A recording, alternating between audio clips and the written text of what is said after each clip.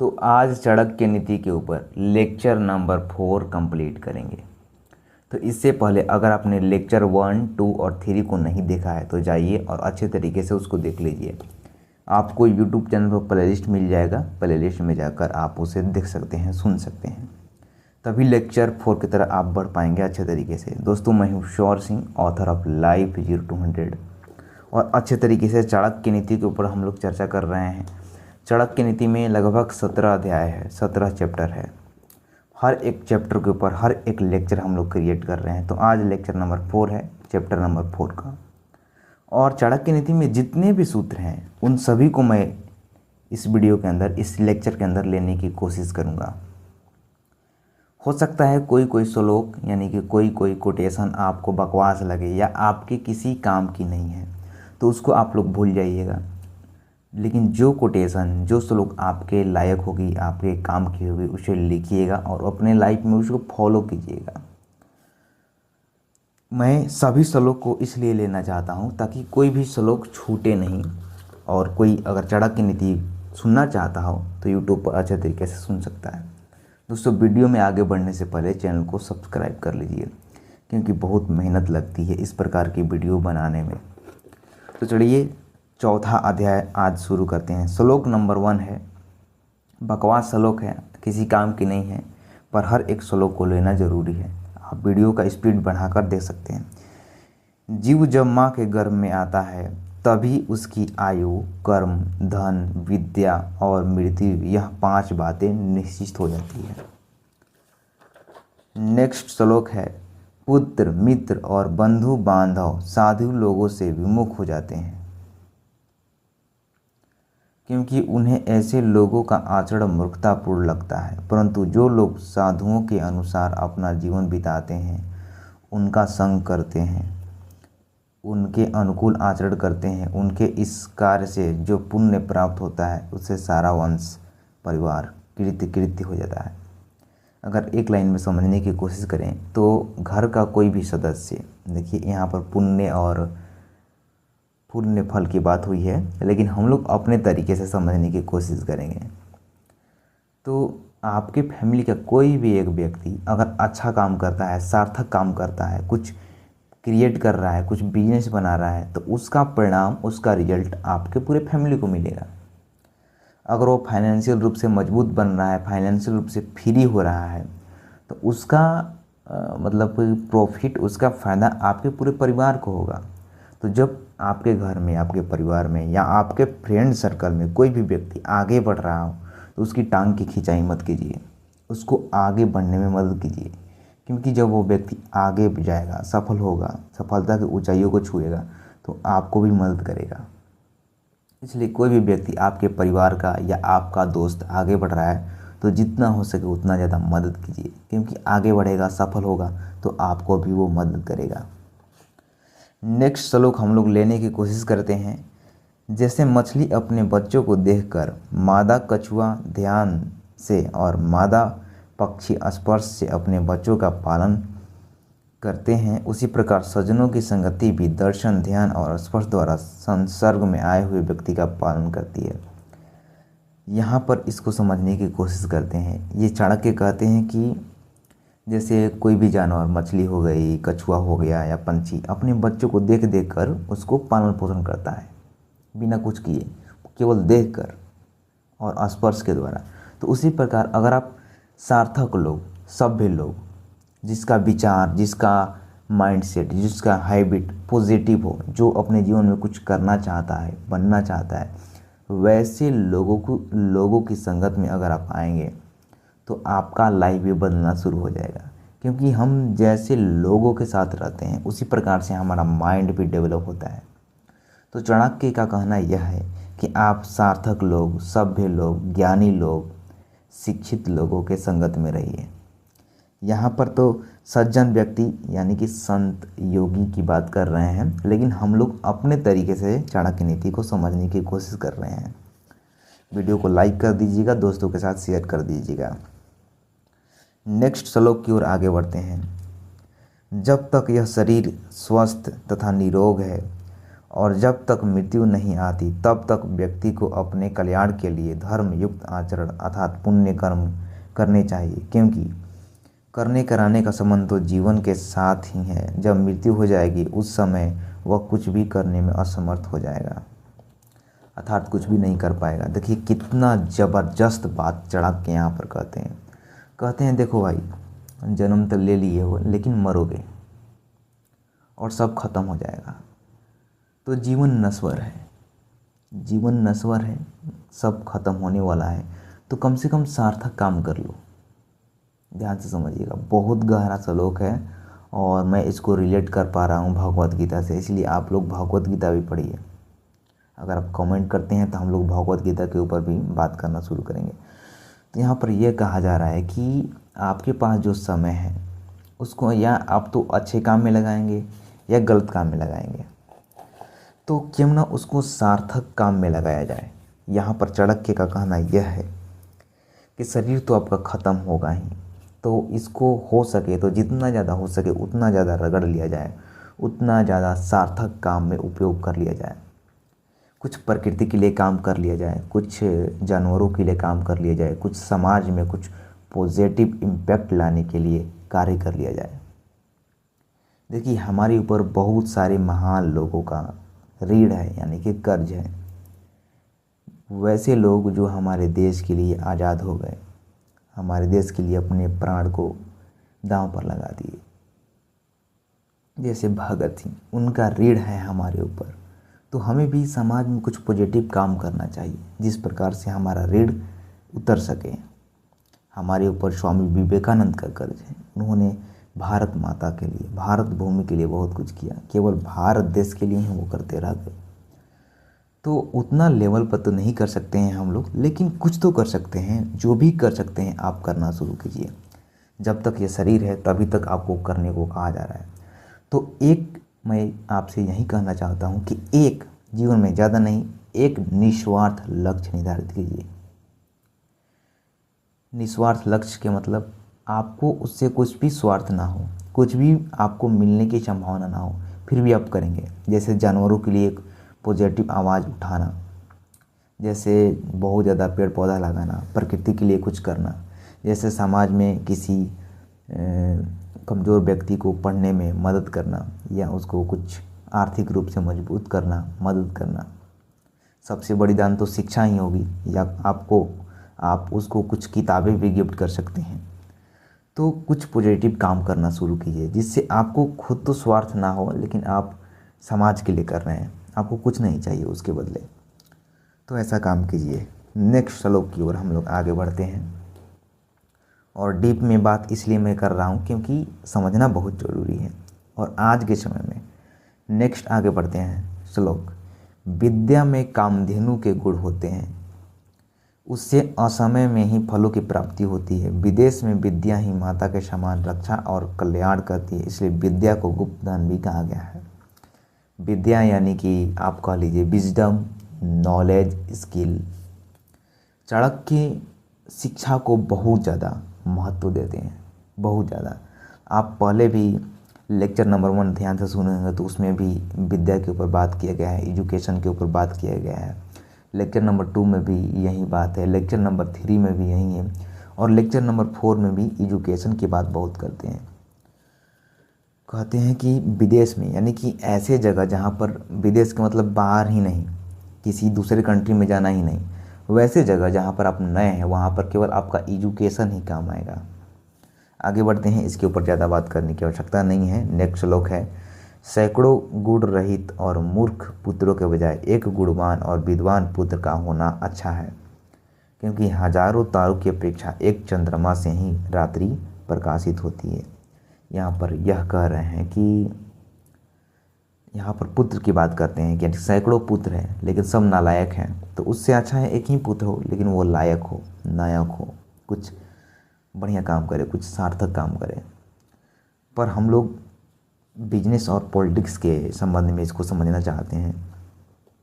तो अगर आप बिजनेस करना चाहते हैं तो टीम में सैकड़ों गधों को भरने के जगह पर 10 नौजवान हीरो को अपने टीम में लाइए। यानी कि वैसे लोग जो लीडर हों, वैसे लोग जो थिंकर हों, वैसे लोग जो क्रिएटर हों, जो कुछ कर पाएँ। यानी कि भीड़ इकट्ठा करने की आवश्यकता ही नहीं है। यहाँ पर ये बात किया जा रहा है। नेक्स्ट श्लोक की ओर बढ़ते हैं। दीर्घ आयु वाले मूर्ख पुत्र की अपेक्षा पैदा होते ही मर जाने वाला पुत्र अधिक श्रेष्ठ होता है, क्योंकि पैदा होते ही मर जाने वाला पुत्र थोड़े समय के लिए ही दुख का कारण होता है, जबकि लंबी आयु वाला मूर्ख पुत्र मृत्यु पर्यंत दुख देता है रहता है। वही बात है, पहले वाले श्लोक को दोहराया गया है। नेक्स्ट श्लोक। अशिक्षित तथा अनुपयुक्त स्थान या ग्राम में रहना, नीच व्यक्ति की सेवा, अरुचिकर और पौष्टिक से रहित भोजन करना, झगड़ालू स्त्री, मूर्ख पुत्र और विधवा कन्या, ये 6 बातें ऐसी हैं जो बिना अग्नि के शरीर को जलाती रहती है। यहाँ पर भी शिक्षा की बात की है। नेक्स्ट श्लोक है। जिस तरह दूध न देने वाली और गर्भ न धारण करने वाली गाय से कोई लाभ नहीं, उसी प्रकार यदि पुत्र भी विद्वान और माता पिता की सेवा करने वाला ना हो तो उसे किसी प्रकार का लाभ नहीं होता। नेक्स्ट श्लोक की ओर आगे बढ़ते हैं। इस संसार में दुखी लोगों को 3 बातों से ही शांति प्राप्त होती है: अच्छी संतान, पतिव्रत स्त्री और सज्जनों का संग। नेक्स्ट श्लोक। ये सब गहरा श्लोक नहीं है तो इसलिए जल्दी जल्दी आगे बढ़ रहे हैं। नेक्स्ट श्लोक है। राजा एक ही बार आज्ञा देते हैं, पंडित लोग भी एक ही बार बोलते हैं, कन्या भी एक ही बार विवाह के समय दान में दी जाती है। ये सब। नेक्स्ट श्लोक। तप अथवा किसी प्रकार की साधना का कार्य एक अकेला व्यक्ति ही अच्छा करता है। यदि 2 छात्र मिलकर पढ़ें तो अध्ययन अच्छा होता है, और गाने के लिए यदि 3 व्यक्ति मिलकर अभ्यास करते हैं तो अच्छा रहता है। इसी प्रकार यदि यात्रा आदि पर जाना हो तो कम से कम 4 व्यक्तियों को जाना चाहिए। खेती आदि कार्य ठीक प्रकार से चलाने के लिए 5 व्यक्तियों की आवश्यकता होती है, जबकि युद्ध में यह संख्या जितनी हो उतना अच्छा है। नेक्स्ट श्लोक की ओर आगे बढ़ते हैं, क्योंकि जो श्लोक उपयोगी होगा उसी को हम लोग लेंगे। पति के लिए वही पत्नी उपयुक्त होती है जो मन, वचन और कर्म से एक जैसी हो और अपने कार्यों में निपुण हो। इसके साथ ही वह अपने पति से प्रेम रखने वाली तथा सत्य बोलने वाली होनी चाहिए। ऐसी स्त्री को ही श्रेष्ठ पत्नी माना जाता है। ये भी बकवास है, बकवास नहीं है पर विचार करने के लायक नहीं। नेक्स्ट श्लोक है। जिस घर में बेटा नहीं होता वह घर शून्य माना जाता है। जिसके कोई बंधु बांधव नहीं होते उसके लिए सारी दिशाएं, सारा संसार शून्य होता है। मूर्ख व्यक्ति का हृदय शून्य होता है, दरिद्र व्यक्ति के लिए तो कुछ भी शून्य है। नेक्स्ट श्लोक है। अभ्यास के बिना शास्त्र विष होता है। अजीर्ण अर्थात भोजन के ठीक प्रकार से पचे बिना फिर भोजन करना विष के समान होता है। निर्धन और दरिद्र व्यक्ति के लिए समाज में रहना विष के समान होता है। बूढ़े पुरुष के लिए युवती विष के समान होती है। नेक्स्ट श्लोक है, आगे बढ़ते हैं। व्यक्ति को चाहिए कि वह ऐसे धर्म का त्याग कर दे जिसमें दया और ममता आदि का अभाव हो। ध्यान से सुनिएगा, इसके ऊपर हम लोग समझने की कोशिश करेंगे, बात करेंगे।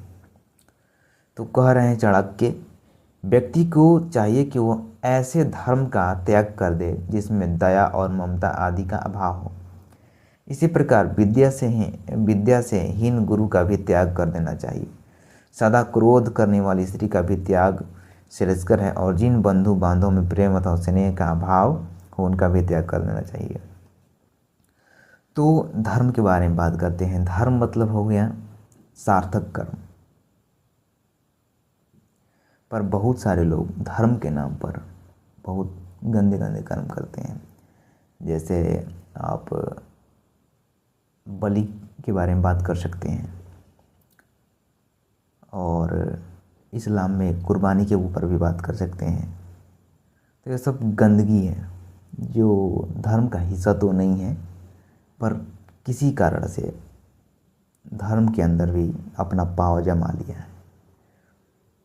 जैसे अगर आप सनातन संस्कृति हिंदू धर्म की बात करें तो इसमें जाति प्रथा, भेदभाव, छुआछूत, कर्मकांड, उच्च नीच, ये सब चीज़ें नहीं है। ध्यान से अगर आप सनातन धर्म के ग्रंथ को समझेंगे, सनातन धर्म के ग्रंथ उपनिषद हैं, वेदांत हैं, भागवत गीता है, तो इन्हें ध्यान से समझेंगे तो इसमें ऊंच नीच, छुआछूत, जाति भेद कुछ भी नहीं है। लेकिन ये सब चीज़ें फैल गई किसी कारण से, किसी व्यक्ति के प्रभाव से, किसी बाहरी प्रभाव से। बात यही है, ध्यान से समझिएगा कि गंगोत्री से गंगा गंदी नहीं थी, लेकिन आते आते रास्ते में लोगों ने उसमें कूड़ा कचड़ा, नली का पानी बहा बहा कर उसको गंदा कर दिया। यही बात मैं समझाना चाहता हूँ कि धर्म में, सनातन धर्म में इतनी गंदगी नहीं थी। जाति प्रथा कि मैं ब्राह्मण हूँ तो मेरा पुत्र ही ब्राह्मण रहेगा, ये सब चीज़ें बकवास चीज़ें, ध्यान से समझिएगा। तो सनातन धर्म की संस्कृति नहीं है, बीच बीच में गलत लोगों के प्रभाव से आ गई है उसमें। तो ऐसे धर्म का त्याग करने की बात कर रहे हैं, और गुरु का भी त्याग करने की बात कर रहे हैं जिसके अंदर विद्या नहीं है, जो आपको सिखाने के योग्य नहीं है।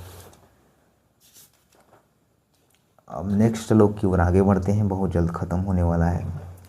जो मनुष्य अधिक पैदल चलता अथवा यात्रा में रहता है वह जल्दी बूढ़ा हो जाता है। यदि घोड़े को हर समय बांध कर रखा जाता है तो वह जल्दी बूढ़े हो जाते हैं। स्त्रियों में यदि संभोग न किया जाए तो वह जल्दी बूढ़ी हो जाती है। इसी प्रकार मनुष्य के कपड़े धूप के कारण जल्दी फट जाते हैं, अर्थात धूप उन्हें जल्दी बूढ़ा कर देता है, किसी काम का नहीं है। आगे बढ़ते हैं, नेक्स्ट श्लोक। समझदार व्यक्ति को चाहिए कि इन बातों के संबंध में सदैव सोचता रहे, जैसे कि मेरा समय कैसा है, मेरे मित्र कितने हैं, मैं जिस स्थान पर रहता हूँ वह कैसा है, मेरी आय और व्यय कितनी है, मैं कौन हूँ, मेरी शक्ति क्या है, अर्थात मैं क्या करने में समर्थ हूँ। ये बहुत ज़बरदस्त है, ध्यान से समझिएगा। ये सेल्फ रिफ्लेक्शन के लिए है, यानी कि खुद से खुद की एनालिसिस कीजिए। दुनिया के बारे में आप बहुत उंगली उठाते हैं, लेकिन खुद के बारे में उंगली उठाइए। मैं क्या कर रहा हूँ, मैं क्या बनना चाहता हूँ, मैं क्या प्राप्त करना चाहता हूँ, जीवन का मेरा उद्देश्य क्या है, पर्पज क्या है, जीवन का मेरा अर्थ क्या है, मैं जीवन में करना क्या चाहता हूँ, पाना क्या चाहता हूँ। इस प्रकार के सवाल करने की बात कह रहे हैं चाणक्य खुद से। नेक्स्ट श्लोक।